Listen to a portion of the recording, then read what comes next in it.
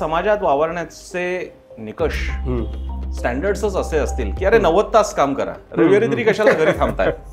आणि असं आहे की आतापर्यंत हे हास्यास्पद वाटत होतं, पण लागोपाठ अशी विधानं मोठ्या मोठ्या माणसांकडनं होत आहेत अशा स्वरूपाची, अशा आशयाची.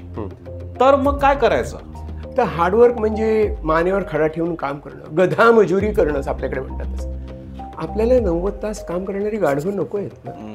आपल्याला हुशारीने काम करणारी माणसं हवी आहेत. स्मार्ट पाहिजेत आपल्याला लोक, की जे आता AIच्या मदतीने काय होतं, गधा मजुरी नाही ना. तुम्ही पटकन करू शकता आणि काय हवं ते तुम्ही सांगू शकता.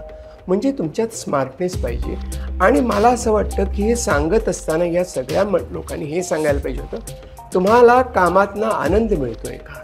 काय वाटतं, काय फरक बदललाय का, आनंद वाढलाय का, अजूनही समृद्धी येऊन समाधान मात्र हरवलंय? मला वाटतं की आनंद हा असा लोकांना डोळे दिपवणारा पाहिजे, माझे डोळे उघडणारा आनंद नाही.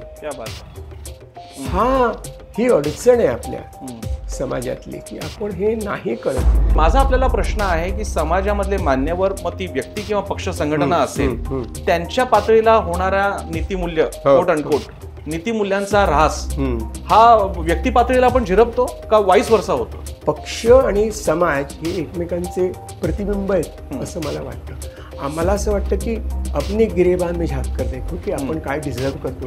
We get what we deserve असं दुर्दैवाने म्हणावं लागतं. आणि तिथे ही आनंद हरवण्याची बीजे आहेत असं मला वाटतं.